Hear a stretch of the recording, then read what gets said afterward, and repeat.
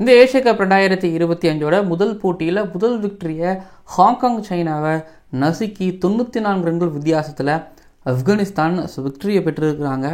இன்றைக்கி ரொம்ப ஈஸியான கிரிக்கெட் அபுதாபியில் ஆப்கானிஸ்தான் ஆடி இருக்கிறாங்க. ஃபஸ்ட் இன்னிங்ஸும் ஒரு மாதிரி விக்ட்ரி, செகண்ட் இன்னிங்ஸ் அதோட அபாரமான ஒரு விக்ட்ரி.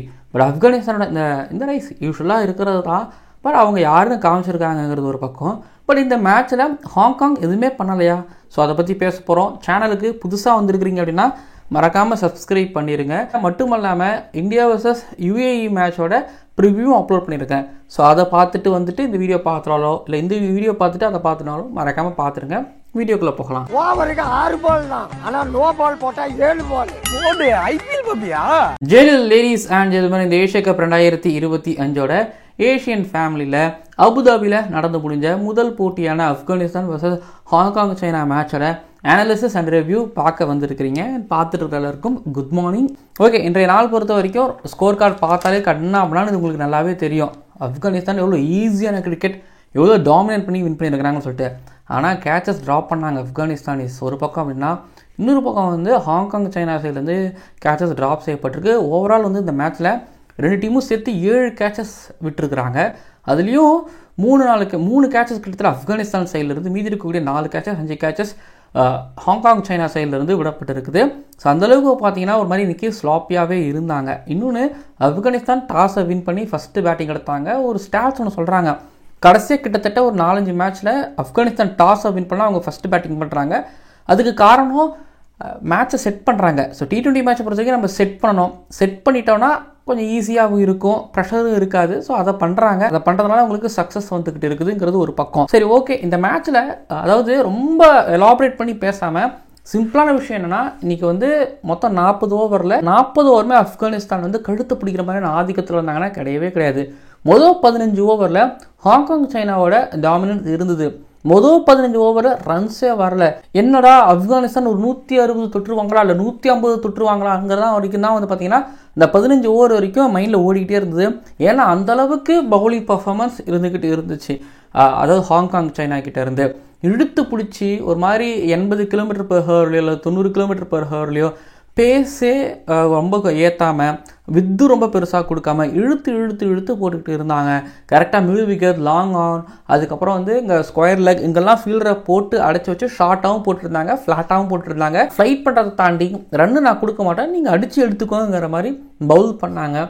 இதில் தான் ரஹமனுல்லா குர்பாஸ் மேலே பாலை ஏற்றி விட்டு அவுட் ஆனார். அதுக்கு முன்னாடி 6 அடிச்சுட்டு அவுட் ஆனார்.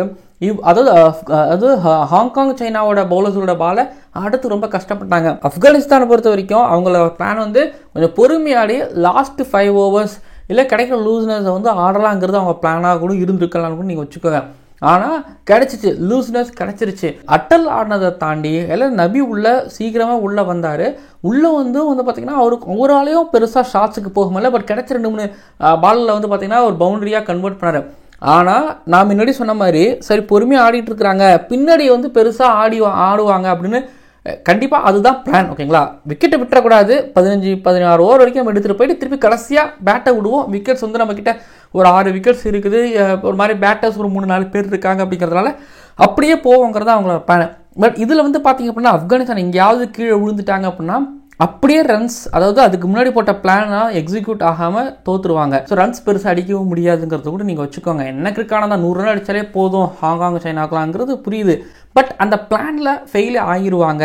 ஆனால் உமர்சாய் வந்தார். 2 ஓவரில் பட்டன்னு 25 ரன் ஒரு ஓவர், 24 ரன் ஓவர் அடித்து முடித்ததுக்கப்புறமா அவர் 20 பாலில் 21 பாலில் 50 கம்ப்ளீட் பண்ணிட்டு உடனே அவர் காலி பண்ணார். பட் அவர் அந்த 50, அதாவது வந்து ஃபாஸ்ட்டாக ஒரு 50 அடிக்கணும்னு வைங்களேன், ஸ்கோர் 180 போயிருக்காது.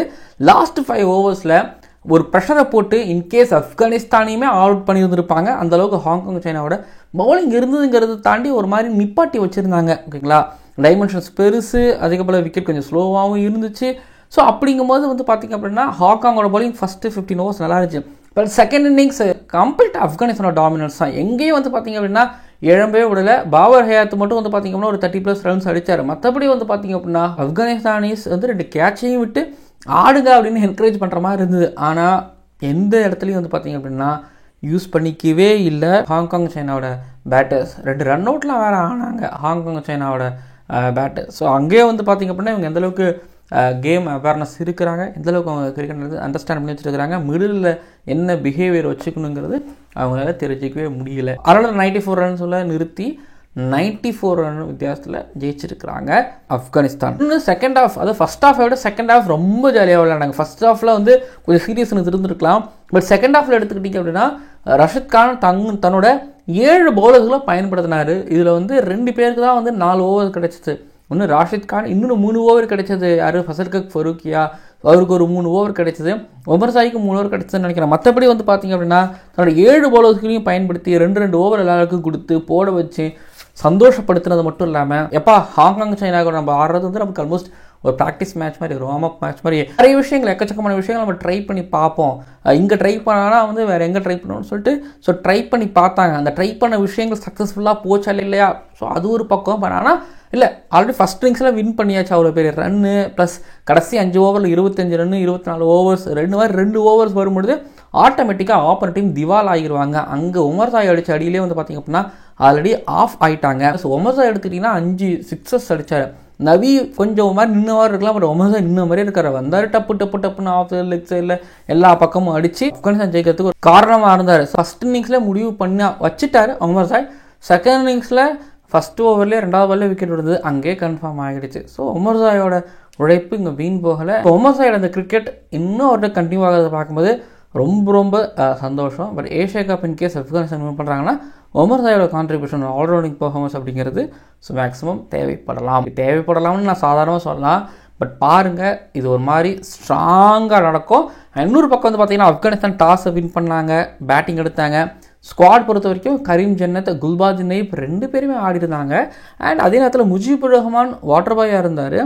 உள்ள நூர் அகமது, கசன் ஃபருக்கு இடம் கிடைச்சதெல்லாம் பார்க்கும்போது எனக்கு ரொம்ப ஆச்சரியமாகவே இருந்துச்சு. ஏன்னா குல்பாதின் நைப், கரீம் ஜன்னத் ரொம்ப காம்படிஷன் நம்ம நினச்சோம். இன்னொரு பக்கம் வந்து பார்த்திங்க அப்படின்னா முஜிபுர் ரஹ்மானா, கசன் ஃபரான பார்க்கும்போது கசன் ஃபருக்கு போனாங்க. ஸோ கசன் ஃபர் ஒரு எக்ஸ் ஃபேக்டராக ஆப்கானிஸ்தானுக்கு இந்த ஏஷியா கப் 2025 முழுக்க இருப்பாங்களா? ஸோ பொறுத்திருந்து பார்க்கலாம். பட் ஆப்கானிஸ்தான் புரியுது, அவங்க ஒரு மாதிரி நல்ல ஸ்பின்னர்ஸ் வச்சுருக்காங்க. பட் ஆனால் அவங்களுக்கும் அந்த ஸ்பின்னர்ஸை கொஞ்சம் ஆடுறதுல வந்து மேபி பிரச்சனைகள் இருக்கலாம். ஓகேங்களா, 100% கம்ப்ளீட்டாக ஆடுவாங்களா அப்படின்லாம் கேட்டிங்கன்னா தெரியாது. ஆனால் இந்த மேட்ச்சில் கொஞ்சம் தடுமாறினாங்க. இந்த மேட்ச்சில் அவங்க கொஞ்சம் கஷ்டப்பட்டாங்க. இழுத்து போட்ட ஹாங்காங் சைனாவோட ஸ்பின்னர்களுக்கு அவங்க கொஞ்சம் கஷ்டப்பட்டாங்க. ஆப்கானிஸ்தானில் லெஜெண்டரி ஸ்பின்னர்ஸ்லாம் இருக்கலாம். ஆனாலும் வந்து பார்த்திங்கன்னா இங்கே கஷ்டப்பட்டதை பார்க்கும்போது எனக்கு கொஞ்சம் கஷ்டப்படுறாங்க அப்படிங்கிற மாதிரி இருக்குது. பட் இது வந்து ஒரு ஹிண்ட்டு. இப்போ அபுதாபி பிச்சுக்கும் சரி, ஆப்கானிஸ்தானுக்கும் சரி, ஒருவேளை இன்கேஸ் ஒரு ஆப்போனன்ட் டீம் வந்து விளாட்றாங்க அப்படின்னா இங்கே எப்படி ப்ளே பண்ணணும் அப்படிங்கிறது வந்து கொஞ்சம் காட்டமாக இருந்தது. விக்கெட் ஸ்லோவாக இருந்தது, அங்கே ஒரு மாதிரி ஆனது கிடைக்க லூஸ்னஸ் வந்து நேராக பொலான்னு பவுண்டரிக்கு தலைக்கு மேலே அடிக்கிறது. ஸோ ஆல்மோஸ்ட் வந்து பார்த்திங்க அப்படின்னா ஆப்கானிஸ்தான் அவங்க டாமினன்ட் விக்டரியை பேட்டிங் பவுலிங் அப்படிங்கிறத தாண்டி பவுலிங் அண்ட் ஃபினிஷிங் அப்படின்னு காமிச்சிருக்கிறாங்க. அதுக்கப்புறம் அட்டல் எடுத்துக்கிட்டிங்கன்னா அட்டலுக்கு ஒரு கேட்ச் ட்ராப்டு. பட் மற்றபடி அட்டலுக்கு எடுக்கக்கூடிய அந்த காமான கேம் எடுத்துகிட்டு போகணுங்கிற ஒரு கேம் அவேர்னஸ், அப்புறம் கேமில் என்ன பண்ணணுங்கிற ஒரு அவேர்னஸ். ஸோ அட்டல் ஒரு மாதிரி இப்ராஹிம் சத்ரான், அதுக்கப்புறம் வந்து பார்த்திங்கன்னா ரஹமன் அக்ரவால் 2 பேர் போனாலும் அவர் ஒரு மாதிரி அந்த டீமை டாப் ஆடுற மாதிரி பாதுகாத்து வைக்கிறாரு. ஸோ இன்றைக்கி நபி வந்து பார்த்திங்கன்னா மேலே வந்தார்ல, ஸோ அந்த மாதிரியான ஒரு அவசியம் வரக்கூடாது. அப்படின்னா டாப் 3 இருக்கக்கூடிய 2 பேர் நல்லா பர்ஃபார்மன்ஸ் பண்ணணும். அது ஆப்கானிஸ்தானுக்கு அமைஞ்சிச்சுன்னா இருக்கக்கூடிய பவுலிங் அட்டாக்கை வச்சு தாராளமாக டிஃபெண்ட் பண்ணி ஸோ அடுத்த ரவுண்டுக்கு போகலாம். பட் பார்ப்போம் என்ன நடக்குது அப்படின்னு சொல்லிட்டு. இப்போ ஆப்கானிஸ்தான் பொறுத்த வரைக்கும் பாயிண்ட்ஸ் டேபிளில் டாப்பில் இருக்காங்க. நெட் ரன் எகிரிடுச்சு. இது வந்து பார்த்திங்கன்னா ஆல்மோஸ்ட் அடுத்த ரவுண்டுக்கு கொஞ்சம் காலை எடுத்து வச்ச மாதிரி ஆப்கானிஸ்தானுக்கு இருக்கும். பார்ப்போம் என்ன பண்ணுறாங்கன்னு சொல்லிட்டு.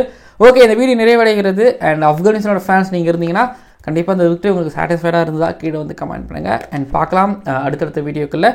நான் முன்னாடியே சொன்ன மாதிரி தான் இந்தியா vs UAE மேட்சோட ப்ரிவ்யூ அப்லோட் ஆகிருக்கு, மறக்காமல் பாருங்கள். ஓவருக்கு 6 பால் தான், ஆனால் நோ பால் போட்டால் 7 பால். ஐபிஎல் பாப்பியா?